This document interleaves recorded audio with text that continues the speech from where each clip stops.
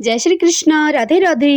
माघ मास महात्म्य अध्याय 24 की कथा सुनेंगे आज। सर्वप्रथम भगवान का सुमरण करेंगे। सब बोलिए विष्णु भगवान की जय। ओम नमो भगवते वासुदेवाय। ओम श्री कृष्णाय नमो नमः। आइए अब कथा सुनते हैं। ब्राह्मण वेदनिधि ने महर्षि लोमस से कहा कि हे भगवान, मैं आपसे महात्मा देवदूति के बनाए हुए विष्णु स्तोत्र को सुनना चाहता हूँ। हे राजन, वेदनिधि के इस प्रकार के वचनों को सुनकर महर्षि लोमस कहने लगे कि हे द्विजोत्तम, अब आपके सन्मुख महात्मा देवदूति के द्वारा की हुई भगवान की उस स्तुति का मैं वर्णन करता हूँ, जिसके श्रवण मात्र से पाप और ताप शांत हो जाते हैं। हे वासुदेव, हे कृष्ण, आप विश्व स्वरूप चक्रधारी और जगत के मालिक हैं। आपको मेरा बारंबार नमस्कार है। हे भगवान, आप स्वयं स्तुति के रूप हैं और यह सारा संसार आपका ही रूप है। तब भला आपकी कौन किस तरह से स्तुति करे। हे भगवान, जिसके श्वासों द्वारा अंगों और सूत्रों सहित वेदों का प्रादुर्भाव हुआ है, भला उस परमेश्वर को मेरी यह छोटी सी स्तुति किस प्रकार खुश कर सकती है। हे दीनबंधु, हे दीनानाथ, केवल भक्ति के वशीभूत होकर ही मैंने यह वाचालता स्वीकार की है। हे भगवान, ब्रह्मा आदि देवता सब आप ही के स्वरूप हैं अथवा आप ही ब्रह्मा रूप हैं और आपकी माया के वशीभूत होकर ही ब्रह्मा जी सृष्टि को रचते हैं, विष्णु जी उसका पालन करते हैं और शंकर भगवान उसका नाश करते हैं। अर्थात संसार के सृष्टि, पालन और संहार, यह तीनों कार्य संपादित करने के लिए आपने अपनी ही माया से अपने 3 स्वरूप धारण कर रखे हैं। हे केशव, आप गुणातीत हैं और सबके घट घट के जानने वाले हैं। हे भगवान, अब साक्षात ब्रह्मा स्वरूप को मेरा नमस्कार है, जिसकी शरण में चले जाने के बाद मनुष्य भवसागर से पार हो जाता है और जिसका स्मरण करने से अज्ञान और दुर्गति का नाश हो जाता है। सतचित और आनंद हमें प्राप्त होता है। उस परमेश्वर को मेरा प्रणाम है। हे देवाधिदेव, जिसके नाम का ज्ञान हो जाने से किसी सांसारिक वस्तु की इच्छा नहीं रखते हुए मनुष्य चराचर का अपना ही रूप देखने लग जाते हैं, उस विष्णु भगवान को मेरा बार बार प्रणाम है।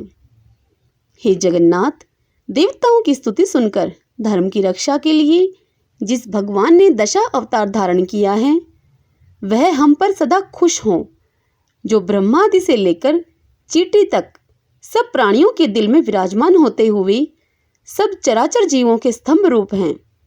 वह भगवान हमारी पाप और तापों से सदा रक्षा करते रहें।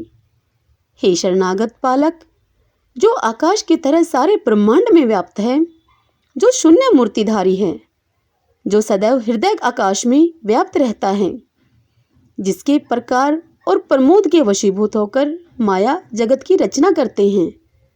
हे भगवान, चारबाग लोग पंचभूतों से उत्पन्न हुए जिस चैतन्य महाप्रभु की उपासना किया करते हैं, सौगत तर्क के द्वारा क्षणभंगुर बुद्धि को मानते हुए जिस देवता को शरीर का परिणाम रूप मानकर पूजा है और सांख्य योग वाले प्रकृति से परे पुरुष मानते हुए जिसकी उपासना करते हैं, तथा उपनिषदों में रहित आनंद रूप और आकाश आदि पंचभूत मन, देह, बुद्धि, विद्या और अविद्या आदि जिनका रूप होते हुए भी जो इससे परे हैं, वह आप ही हो।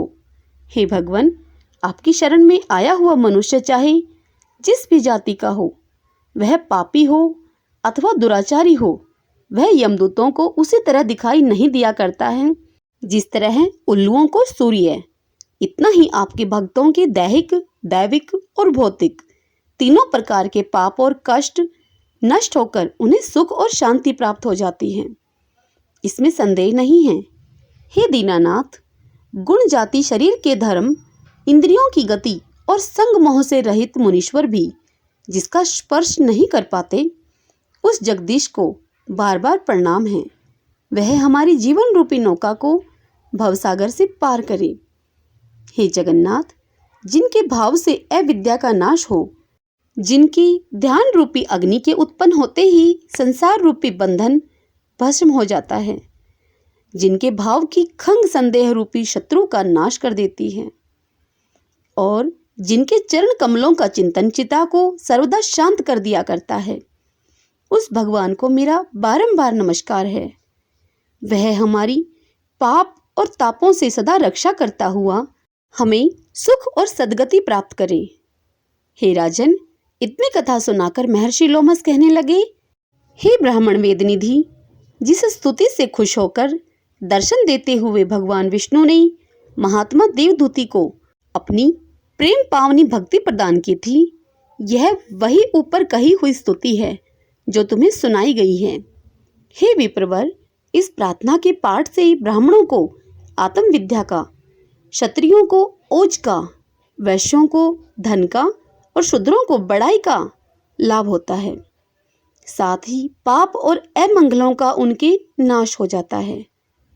इस स्तोत्र के पाठ से रोगियों को स्वास्थ्य सुधार, निर्धनों को धन, पुत्रहीनों को पुत्र, दासों को प्रभुत्व और राजाओं को विजय तथा महात्माओं को भगवत भक्ति मिल जाती है। हे द्विजोत्तम, इस प्रार्थना से धर्म, अर्थ, काम और मोक्ष, इन चारों पदार्थों की प्राप्ति हो जाती है। हे मुनीश्वर, जो मनुष्य इस स्तुति को ध्यान देकर सुनेंगे, उनकी बुद्धि आचार, धर्म, व्रत, नेम, तप, दान और शुभ नीति में लगाकर उस मनुष्य को पापों तापों से सदैव के लिए रहित कर देगी। यदि एक बार भी इस विष्णु स्तोत्र का पाठ व श्रवण कर लिया जाएगा तो भी आत्मा की शुद्धि हो जाएगी, क्योंकि इसके पठन से न केवल बुद्धि, लक्ष्मी, यश, कीर्ति, ज्ञान, संतान की बढ़ोतरी होती है, बल्कि समस्त रोगों और डर से भी छुटकारा मिल जाता है। इसलिए दुष्ट ग्रहों की शांति से सारे अरिष्टों के उन्मूलन में, राजा, चोर और आग का डर पैदा होने पर, बुरे सपने व सब तरह की व्याधियों में और संग्राम में इस स्तोत्र का पाठ अवश्य करना चाहिए। हे विप्र, इस मंत्र का पाठ करने वालों को सिंह, चोर, भूत प्रेत, पिशाच और राक्षसों का डर नहीं रहता और उसके पूतना आदि सभी तरह के विघ्न शांत हो जाते हैं। और जो आदमी इसका पाठ करके विष्णु भगवान की आराधना करता है, उस मनुष्य के विषय में तो कहना ही क्या है। वह सब तरह के पापों तापों से छुटकर अंत में विष्णु लोक का गमन करता है। हरि ओम तत्सत। इसी के साथ माघ मास महात्म्य का यह अध्याय यहीं संपूर्ण होता है। इससे आगे की कथा हम अगले अध्याय में सुनेंगे। सब बोलिए विष्णु भगवान की जय। ओम नमो भगवते वासुदेवाय। ओम श्री कृष्णाय नमो नमः।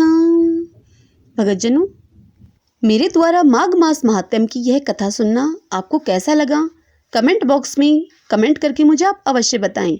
इसी के साथ इस वीडियो को लाइक करें और खूब शेयर करें। और यदि आप मेरे इस चैनल श्री कृष्ण दीवानी पर पहली बार आए हैं तो इसे सब्सक्राइब कर लीजिएगा, बेल आइकन वाले बटन को भी प्रेस कर लीजिएगा। जय श्री कृष्ण, राधे राधे।